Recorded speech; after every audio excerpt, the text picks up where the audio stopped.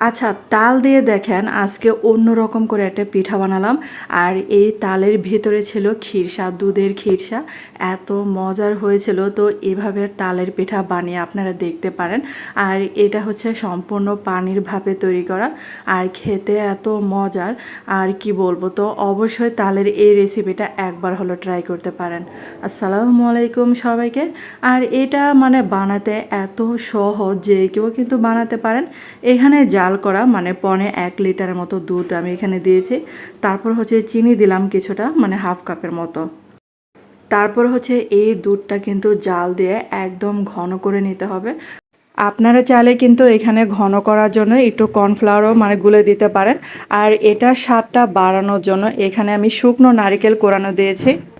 আর আপনারা চাইলে এখানে ফ্রেশ নারকেল কোরানোটাও দিতে পারেন। তো আমার হাতের কাছে শুকনো নারকেলটাই ছিল, আর সেটাই কিন্তু দিলাম।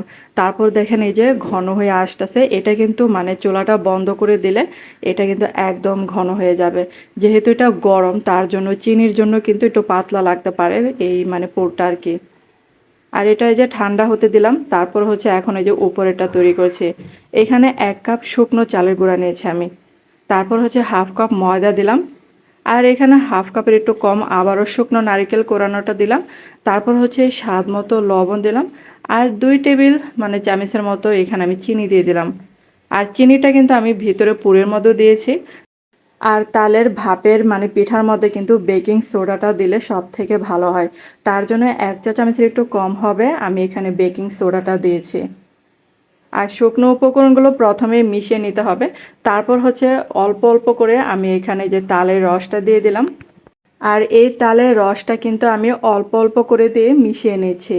একেবারে দেওয়া যাবে না, তাহলে আবার বেশি কিন্তু মানে পাতলা হয়ে যেতে পারে ব্যাটারটা। আর এই তালের পিউরিটা কিন্তু আমার ফ্রিজেই ছিল আগে থেকে করা। এখন এই যে হাত দিয়ে কিন্তু ভালো করে মাখিয়ে নিতে হবে। আর বন্ধুরা, আপনাদের কাছে ছোট্ট একটা রিকোয়েস্ট রইলো, যারা আমার চ্যানেলে প্রথম ভিডিও দেখছেন কিন্তু চ্যানেলটাকে সাবস্ক্রাইব করতে ভুলে গেছেন, প্লিজ তাদের কাছে অনুরোধ রইলো চ্যানেলটাকে সাবস্ক্রাইব করে আমার পাশে থাকতে পারেন। আর এই যে দেখেন বেটারটা কিন্তু মাখানো হয়ে গিয়েছে। এখন একটা প্লেটে আমি এই যে তেল মাখিয়ে রেখেছি। তারপর হচ্ছে অর্ধেকটা বেটার আমি এই যে এটা স্প্রেড করে দেব। আর এটা যত পাতলা করা যায় ততই কিন্তু মানে ভাপে সুন্দর হয় আর কি পিঠাটা। আর এই যে চারিদিকে কিন্তু সমান করে দিচ্ছি। আর দিয়ে দিলাম এখন এই যে খিরসাটা যে তৈরি করে রেখেছিলাম সেই খিরসাটা দিয়ে দিলাম। আর এইভাবে যারা এখনও খান নাই মানে পিঠাটা, তালের পিঠা, তো অবশ্যই কিন্তু ট্রাই করে দেখতে পারেন। আর কামড়ে কামড়ে যখন এই যে তালের পিঠা কামড় দিবেন তখন এই দুধের খিরসাটা যখন মুখে মানে যাবে তখন বুঝবেন যে কতটা যে মানে ভালো লাগে খেতে। তো একবার হলো ট্রাই করে দেখতে পারেন। এখন হচ্ছে উপর দিয়ে আবার ওই যে দিয়ে দিলাম বেটারটা। তো আমার কিন্তু এখানে বেটারটা মানে কম পড়েছিল, তারপর কি করলাম আর একটু কিন্তু গুলে নিয়েছিলাম। আর এই যে সাইডে একটু মানে চাকুর উল্টা সাইডে ডিজাইন করে নিয়েছি, কিশমিশ দিয়ে দিলাম। তারপর হচ্ছে এই যে স্টিমের পাত্রে বসিয়ে দিলাম।